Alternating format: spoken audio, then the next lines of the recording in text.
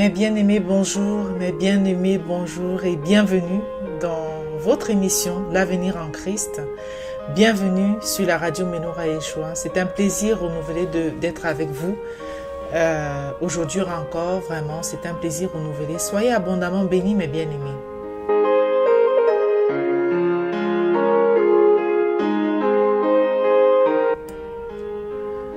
Alors, nous avons une pensée comme ça pour les enfants qui ont été foudroyés dans le Hauts-de-France hier. Il a beaucoup plu dans notre région aussi. Nous avons eu même beaucoup de soucis de connexion hier.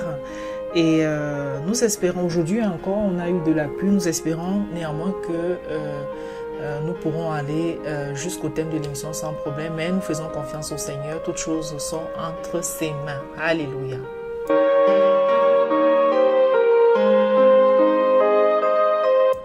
Vraiment que le Seigneur fortifie ses enfants, il y en a beaucoup qui ont été blessés hier à cause de cette foudre. Ils se trouvaient dans un stade en fait.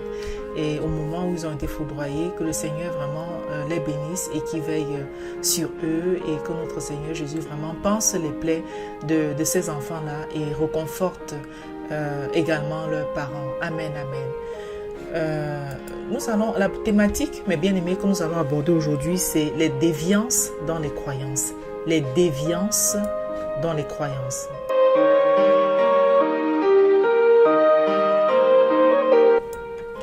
Donc avant de développer notre thème, nous allons nous incliner dans la prière pour prier notre Seigneur. Prions Dieu, mes bien-aimés. Seigneur Dieu notre roi, Dieu tout-puissant, Dieu plein de bonté et de grâce. Père, nous te bénissons, nous te louons, nous te remercions Seigneur pour tes grâces, tes bontés en abondance dans nos vies. Nous te remercions pour le Dieu magnifique que tu es. Sois exalté, sois glorifié notre Yahweh, notre roi, notre Seigneur Dieu tout-puissant.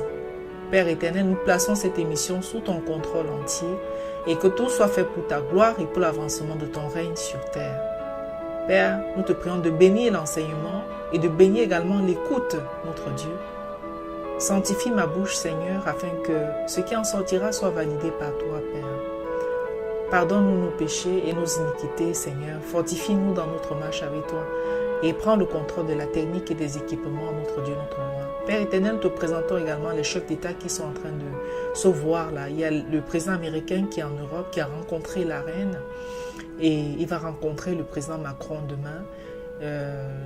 Il a rencontré également la première ministre britannique. Seigneur, nous voulons vraiment te présenter Donald Trump afin que tu le bénisses au-delà, Père, de ce qu'il peut imaginer. Que tu affermisses ça, comme tu affermissais le règne, Père, des rois que tu choisissais. Nous te prions d'affermir véritablement, Père, le règne du chef de l'État de Donald Trump. Affermis et brise, Père, les tentatives de l'ennemi pour pouvoir fragiliser ce règne. Augmente sa foi en toi. Seigneur, nous te le présentons parce que c'est le rat, enfin, à ce niveau-là, je n'en connais pas. Il y a le G8, le G7, mais à ce niveau, je n'entends pas un autre président parler de Dieu comme lui, il parle de toi, Seigneur. Et rien que pour ça, parce qu'il se souvient de toi en public. Il sait que ses discours vont être relus, ils vont être repris, rediffusés des dizaines et dizaines de fois, qui touchera un grand nombre de personnes. Seigneur, il choisit dans ces moments où chacun esquive, où chacun t'esquive, où chacun fait semblant de ne pas te connaître, où chacun t'ignore. Lui choisit de te mettre au centre, Seigneur. Et vraiment, nous te supplions de le bénir et de lui accorder vraiment encore davantage d'années de règne, Seigneur. Vraiment, Seigneur, il a fait quelque chose de formidable en Angleterre. J'en parlais même encore avec la sœur Rachel tout à l'heure, lorsqu'elle me disait qu'elle était émue de le voir reprendre la prière c'était le président, je crois, Roosevelt, voilà, pour les soldats américains qui avaient fait le débarquement. Il a choisi de reprendre cette prière-là. Et je lui disais aussi, j'étais émue lorsque, lors du dîner avec la reine d'Angleterre, ses premiers mots étaient tournés vers toi lorsqu'il a dit que Dieu, je ne me rappelle plus exactement ce qu'il disait, bénisse ou bien soit loué pour l'Angleterre et tout ça là. Vraiment, mais t'as mis au centre, Seigneur. Il ne manque pas une occasion d'appeler même les pasteurs parfois à la Maison Blanche pour prier. Il n'a pas honte, il ne rougit pas vraiment de toi, de ta présence. Souviens-toi vraiment de lui, Seigneur, et tous les attaques que les gens, ses ennemis perdraient sur sa route, Seigneur, qu'il soit vaincu dans le nom puissant de Jésus.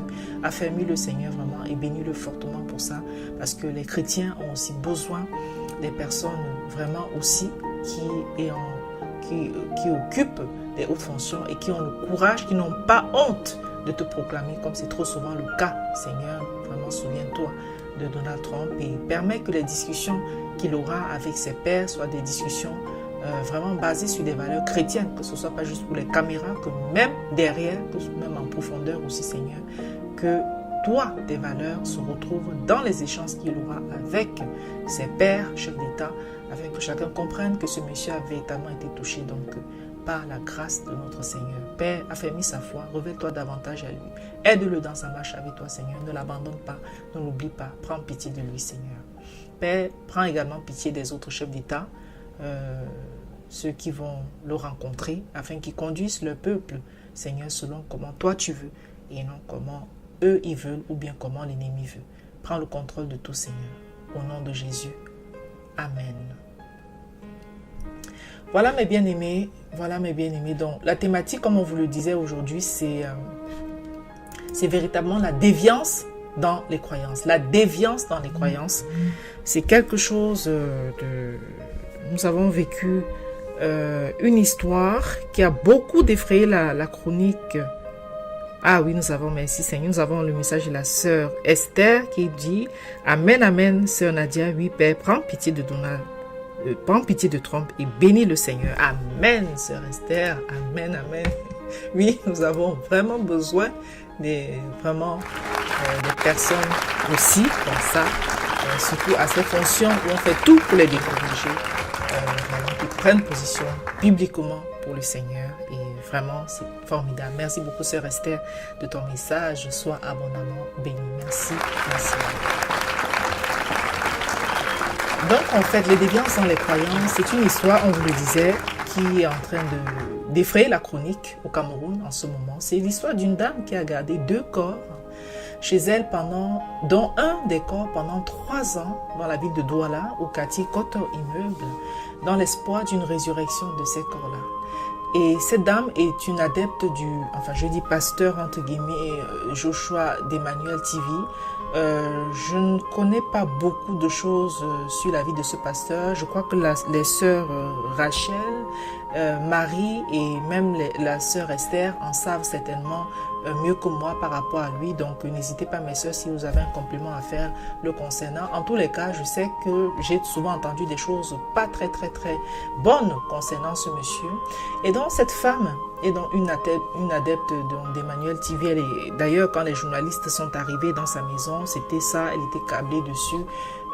Et les journalistes disaient elle est pratiquement en permanence sur cette chaîne-là. Donc cette dame ayant conservé ses corps chez elle est la sœur aînée d'une des défuntes décédée depuis 2016, soit il y a 3 ans. Donc ça fait il y a un corps qui a été conservé pendant 3 ans dans cette maison. Alors, cette dame a conservé la dépouille de sa sœur dans un coin bien aménagé du salon de la maison. Elle a aussi conservé le corps de sa défunte maman décédée il y a une dizaine de jours, donc dans une autre pièce de la maison où elle a pris soin de mettre beaucoup d'oignons pour atténuer les odeurs de décomposition du corps de sa maman décédée il y a une dizaine de jours. Et qui va donc mettre cette histoire sur la place publique? C'est le neveu de cette dame. Parce qu'en fait, le neveu étant donc le fils de la première de la dame qui était donc décédée il y a 3 ans. Et il dit que il se trouvait à l'étranger. Donc d'après ce qu'il dit, c'est qu'il se trouvait à l'étranger au moment du décès de sa maman.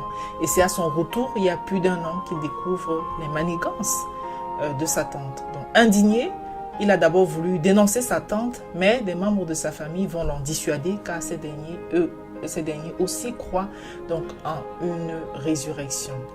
Le jeune homme va lâcher l'affaire et il va lui aussi garder silence jusqu'au décès de sa grand-mère, où il décide de tout révéler en se disant l'histoire ne va pas recommencer, il ne va pas revivre encore les mêmes choses. Et c'est comme ça donc que quand il a donc révélé, le domicile de la tante va être pris d'assaut par des autorités administratives, de police, des voisins, des curieux qui viendront se rendre compte sur place de la réalité des faits. Et après un premier examen des 2 corps, le médecin légiste, ça c'est ce que le reportage dit, nous n'avons pas les résultats officiels donc, de ce médecin légiste. Enfin, le reportage dit que le médecin légiste pense que les 2 défuntes auraient été donc assassinées, mais sous réserve d'un examen plus approfondi. Donc, ça, à première vue, c'est ce que le médecin légiste a dit. Nous tenons donc, on le dit encore, à préciser qu'à l'heure actuelle, nous n'avons pas encore les résultats de l'autopsie finale. Il s'agit de la première conclusion du médecin légiste. Alors, on l'a dit, la dame qui, ayant conservé les 2 corps chez elle, serait donc une fervente adepte des programmes d'Emmanuel TV, du pasteur Joshua, il me semble. Et jusqu'au moment où elle a été donc conduite au commissariat, cette dame, d'après les reporters qui ont relaté l'événement, continuait de croire que sa mère et sa sœur ressusciteraient. Donc, voilà, mes bien-aimés, l'histoire d'aujourd'hui. C'est une histoire... Ce cas n'est pas isolé. Il y a quelques années aussi dans la région anglophone, donc toujours du Cameroun, une histoire similaire avait défrayé la chronique avec des membres d'église qu'on appelle communément les églises réveillées, qui avaient gardé le corps d'un proche à eux dans l'espoir d'une résurrection. Et c'est tout simplement pas facile parce que nous pouvons comprendre la peine. Ce n'est pas facile. Nous ne pouvons pas nous vraiment à ce niveau verser dans la condamnation. Nous pouvons simplement essayer à l'appui des textes bibliques, donner, essayer vraiment autant que faire se peut de donner des conseils en nous appuyant vraiment sur les versets bibliques parce que c'est très délicat ces questions-là. C'est très délicat et je pense qu'il y va en fait de la foi de tout un chacun. Il y va de la façon que chacun a de vivre sa foi et nul ne saurait bien évidemment jeter la pierre vraiment à ces personnes. Et si à partir du moment où elles étaient convaincues dans leur plus profond intérieur que oui, voilà, au regard de leur foi, qui sommes-nous donc pour les juger, qui sommes-nous pour les condamner? Néanmoins, nous allons donc nous appuyer sur quelques versets bibliques pour essayer de comprendre et pour essayer de donner avec l'éclairage du Seigneur, que le Seigneur peut nous apporter comme éclairage, quelques conseils à des personnes qui seraient donc confrontées à des situations similaires. Avant, nous marquons une courte pause et nous allons louer le Seigneur avec Quel ami fidèle et tendre. C'est dans le 78, numéro 78 de Sur les ailes de la foi, nous allons chanter Quel ami fidèle et tendre. On y va. Quel ami fidèle et tendre, nous avons en Jésus-Christ, toujours prêt à nous entendre, à répondre à notre cri. Il connaît nos défaillances, nos chutes de chaque jour. Sévérant ses exigences, il est riche en son amour. Quel ami fidèle et tendre, nous avons en Jésus-Christ, toujours prêt à nous comprendre, quand nous sommes en souci. Disons-lui toutes nos craintes, ouvrons-lui tout notre cœur. Bientôt ces paroles saintes nous rendront le vrai bonheur. Quel ami fidèle et tendre, nous avons en Jésus-Christ, toujours prêt à nous défendre quand nous presse l'ennemi. Il nous suit dans la mêlée, nous entoure de ses bras, et c'est lui qui tient l'épée, qui décide des combats. Quel ami fidèle et tendre, nous avons en Jésus-Christ, toujours prêt à nous apprendre à vaincre en comptant sur lui. S'il nous voit vrais et sincères, à chercher chercher la sainteté. Il écoute nos prières. Il nous met en liberté. Quel ami fidèle et tendre. Nous avons en Jésus-Christ. Bientôt il viendra nous prendre pour être au ciel avec lui. Suivons donc l'étroite voie en comptant sur son secours. Bientôt nous aurons la joie, vivre avec lui toujours. Alléluia. Oui, mes bien-aimés, Jésus est notre ami fidèle et tendre, l'ami véritable sur qui nous pouvons toujours compter. Quand nous sommes en souci, nous pouvons lui dire nos craintes et nous savons que ces paroles saintes, les messages qui viennent de lui, vont nous rendre le vrai bonheur. L'ami fidèle et tendre sur lequel nous pouvons vraiment compter. Il nous suit dans la mêlée quand nous presse l'ennemi. Il nous entoure de ses bras. C'est lui qui tient l'épée, qui combat à nos places, mes bien-aimés. Alléluia. Jésus est l'ami fidèle et tendre. Il est notre ami fidèle et tendre. Donc nous poursuivons, mes bien-aimés, avec notre thématique du jour qui est donc la déviance dans les croyances. Nous allons partager l'histoire de cette dame qui a conservé des corps chez elle, dont un pendant 3 ans, le corps de sa sœur aînée, et celui de sa mère il y a une dizaine de jours, dans l'espoir d'une résurrection. Appuyons-nous sur la parole du Seigneur.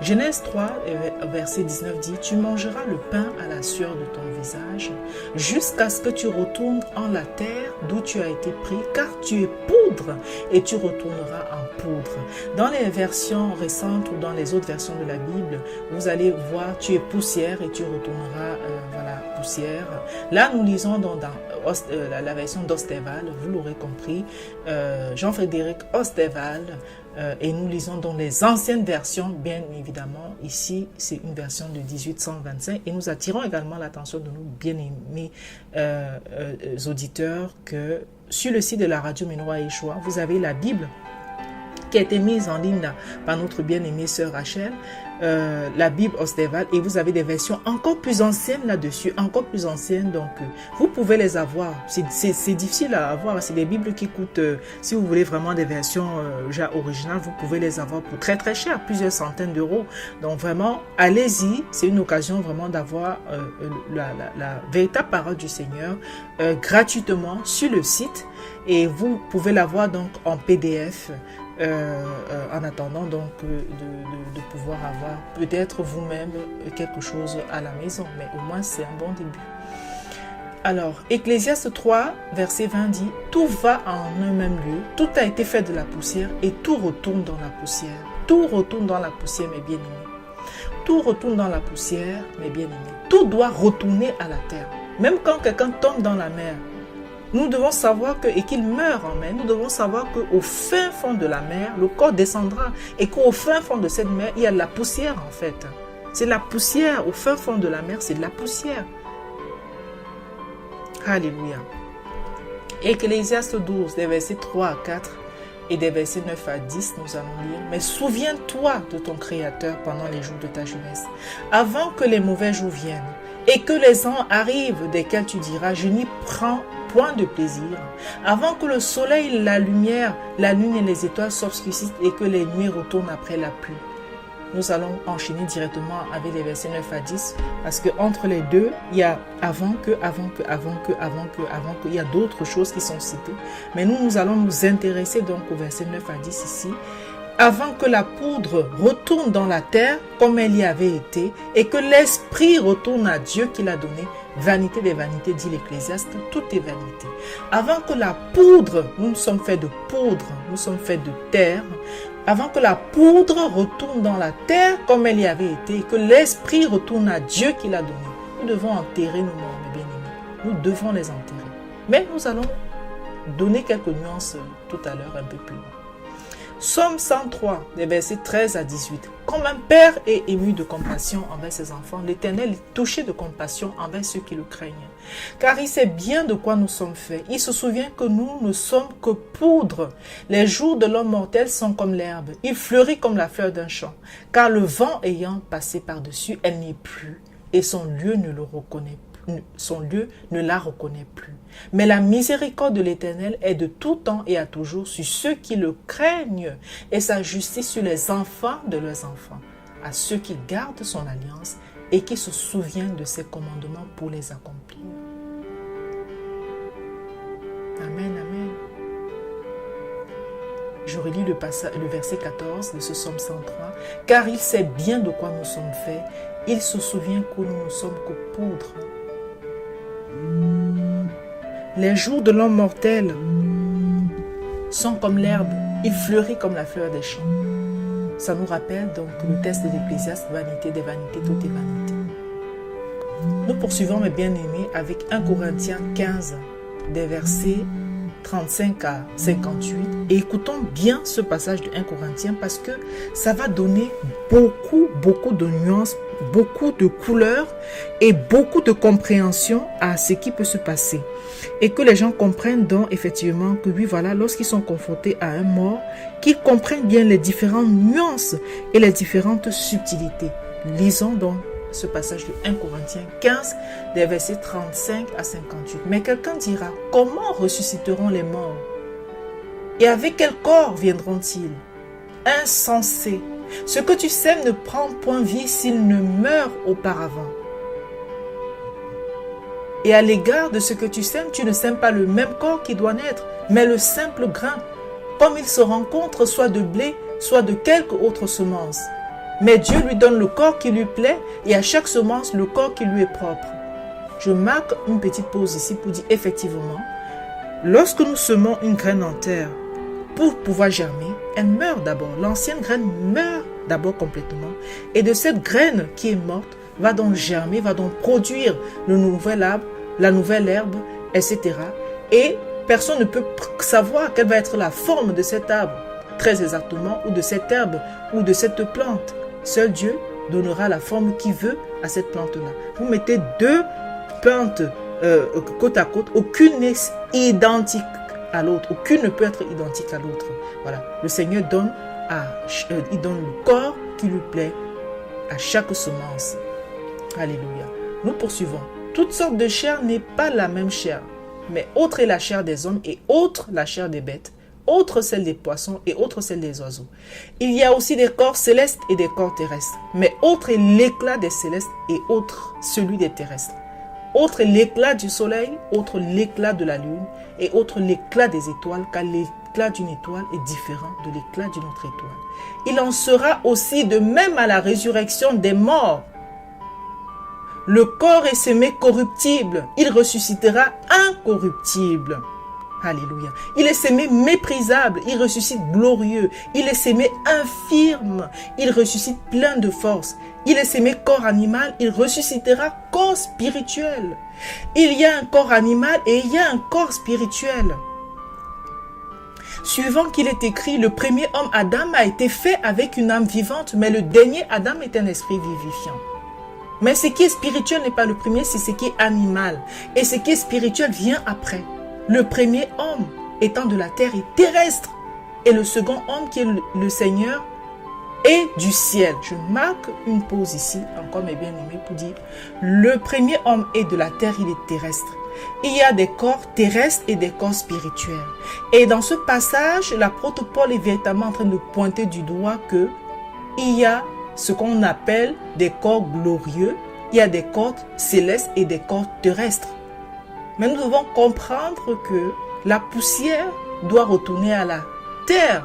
Ce qui est de la poussière, ce qui est terrestre doit revenir à la terre afin que surgisse ce qui est glorieux, afin que surgisse le corps céleste au moment de la résurrection. Au moment de la résurrection, lorsque le Seigneur reviendra et qu'il cherchera ses enfants. Donc les gens doivent bien comprendre que la résurrection ne doit pas être toujours quelque chose de physique, d'immédiat, qu'on veut là. Ok, ma personne est morte, je l'aimais beaucoup. Il faut qu'elle ressuscite là. Si elle ressuscite, gloire à Dieu. Mais si elle ne ressuscite pas, il n'y a pas de problème. Enterrez simplement la personne et lorsque le Seigneur viendra, si la personne était morte en Christ, il ressuscitera lui-même la personne. Et cette personne revêtira maintenant le corps glorieux, le corps céleste. Le corps qui va ressusciter incorruptible. Puisque le corps qui aura été enterré sera enterré étant corruptible. Alléluia.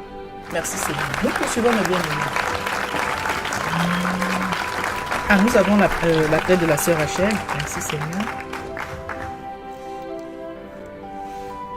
Bonjour sœur Rachel et bienvenue.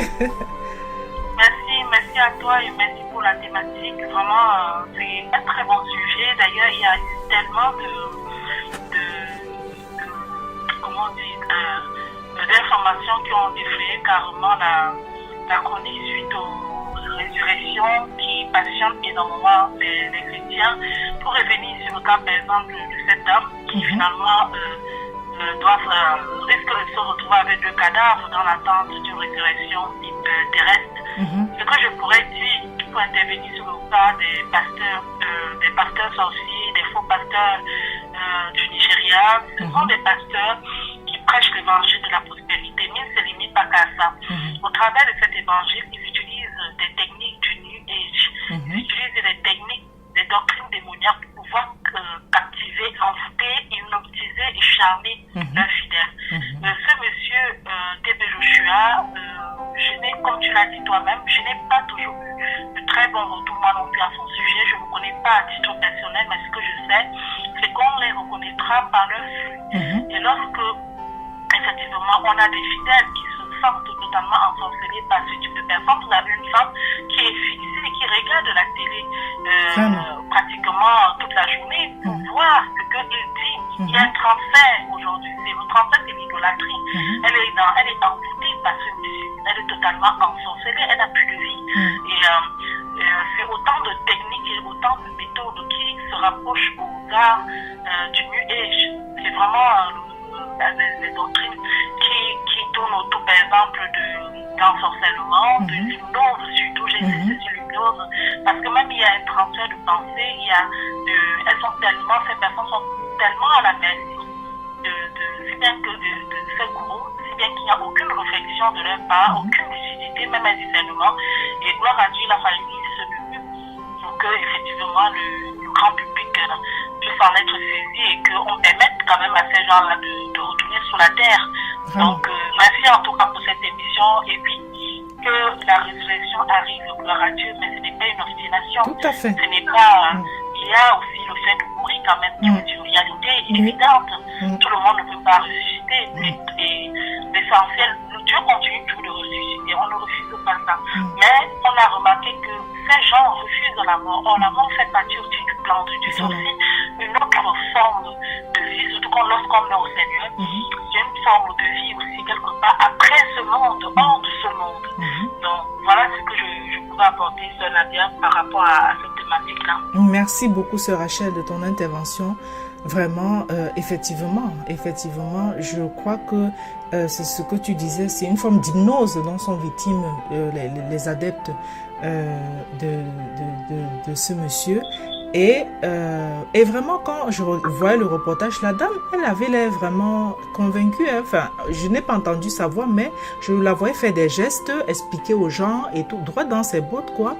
Et elle était vraiment prise dans une espèce de tourbillon de croyance. Ce n'est pas évident que le Seigneur vraiment la soutienne et surtout qu'il se révèle à elle de la manière vraiment que lui, il a envie et que ce ne soit pas un gourou qui vienne vraiment ravir cette femme et la pousse à... Parce que là, elle a été conduite à la police. On ne sait pas sur quoi, si peut-être on va l'emprisonner, comment est-ce que ça va se passer et tout et tout. Donc vraiment, en tout cas, que le Seigneur lui vienne en aide. Merci beaucoup, Sœur Rachel. Amen, amen. Oui, que le Seigneur lui vienne en aide. Effectivement, Sœur Nadia, peut-être pour finir, c'est que ces gens exercent sur vous, les groupes de sectes, exercent sur vous une puissance d'orgueil et de domination. Vous n'avez plus le discernement et vous êtes convaincu que ce n'est que eux qui ont la bonne vérité, qui ont vraiment la vérité par excellence. Limite, vous êtes même méprisant vis-à-vis des autres autour de vous.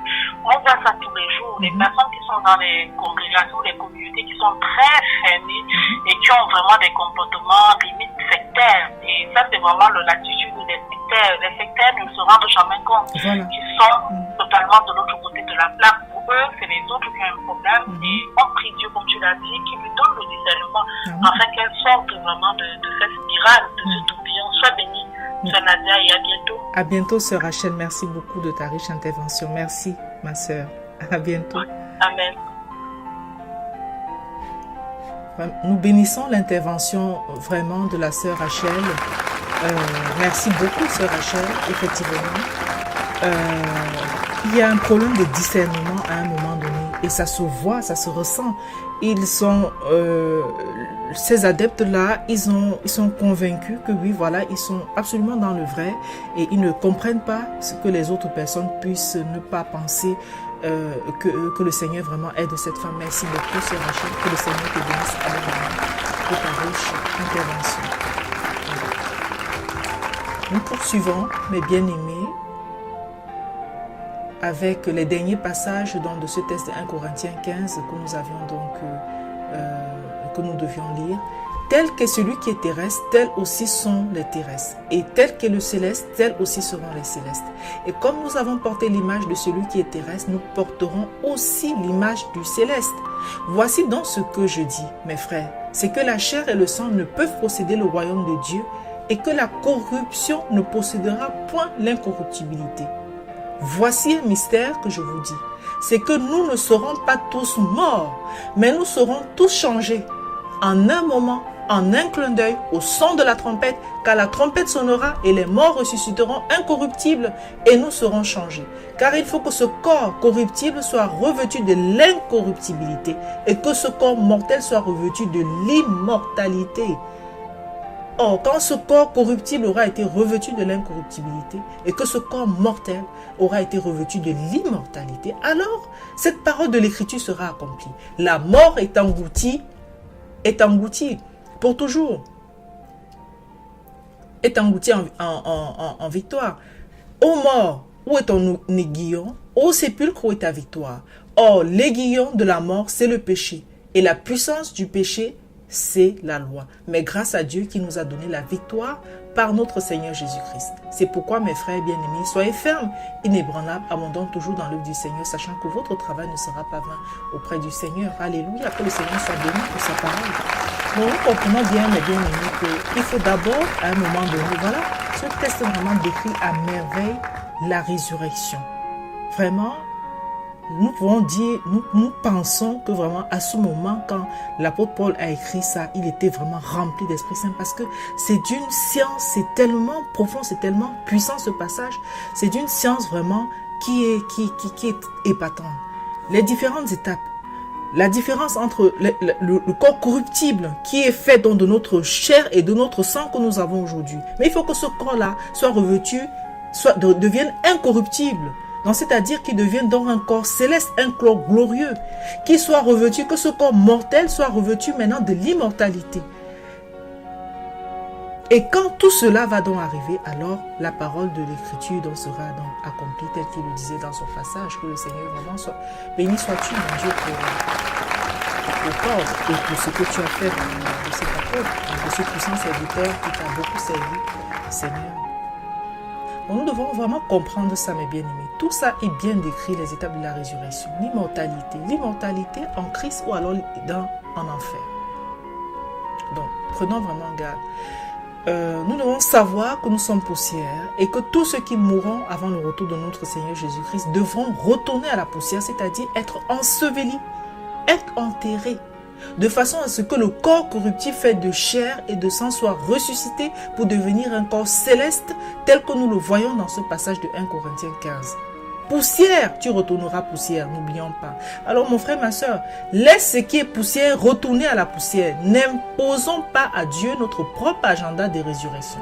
Je peux comprendre la peine, la douleur de voir partir des êtres proches, chers que nous avons aimés. Mais lorsque le Seigneur leur retire le souffle de vie, ne retenons pas leur corps captif de nos propres désirs. Nous savons que notre Dieu est puissant et qu'il est capable de résurrection comme il avait fait pour Lazare et comme il le fait pour beaucoup d'autres personnes. Mais quand il veut ressusciter, il n'y a pas de doute. C'est palpable. Cela se voit. Il n'y a pas de doute. C'est clair. Tout le monde voit. Et tout le monde peut glorifier le Seigneur que vraiment, Seigneur, tu as ramené ma personne. Ma personne partait et tu l'as ramenée. Tout le monde voit et tout le monde peut témoigner.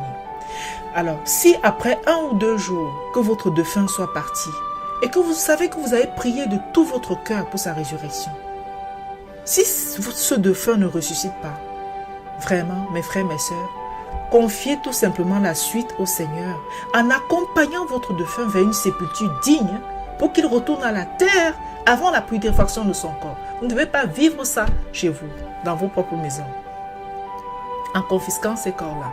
Vous pouvez simplement le faire en priant par exemple, comme ceci. Mon Dieu, je t'ai prié de tout mon cœur pour la résurrection de tel. Maintenant qu'il ne s'est pas levé, que ta volonté soit faite. Permets-moi de poursuivre avec l'ensevelissement de son corps, afin que ce corps ne se dégrade pas. Car c'est aussi dans ton plan que la chair retourne à la poussière.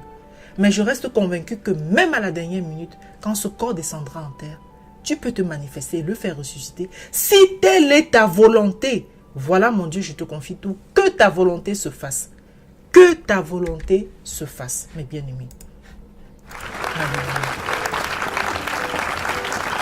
Donc voilà un exemple, mes bien-aimés. En nous mettant dans cette posture de soumission à la volonté de Dieu face à la mort de votre défunt, face à la mort de notre défunt, ça permet d'avancer sans retenir captifs les corps des gens et tout en laissant à Dieu sa souveraineté. Alléluia. Souvenons-nous aussi que notre Seigneur Jésus-Christ, qui est assis à la droite du Père, a d'abord été enseveli avant d'être ressuscité. Et retenons aussi que le plus important pour nous ne doit pas être à tout prix une résurrection dans cette vie-ci. Mais ce qui doit être le plus important pour nous, c'est que nos défunts fassent partie des morts en Christ, qui ressusciteront premièrement lorsque le Seigneur Jésus reviendra.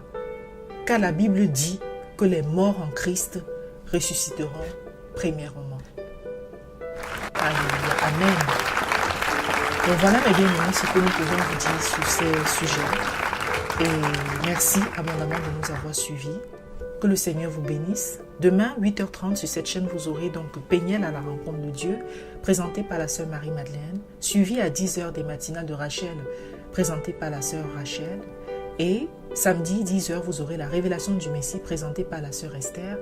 Et quant à nous, nous nous revoyons demain, s'il plaît à Dieu, à 16h, pour une nouvelle émission de l'avenir en Christ. Merci Seigneur pour toutes ces émissions. Père éternel, nous te bénissons, nous te remercions de nous avoir conduits jusqu'ici. Et Père, nous te présentons vraiment cette femme qui a conservé vraiment ses corps. Père, prends pitié d'elle. Père, pardonne-lui ses péchés, je t'en prie Seigneur. Prends pitié d'elle. Délivre-la, Père, de tous les sectes des gourous, de la main des gourous, Père, qui emprisonnent sa pensée. Et s'il te plaît, notre Dieu, notre roi, manifeste-toi en elle, je t'en supplie.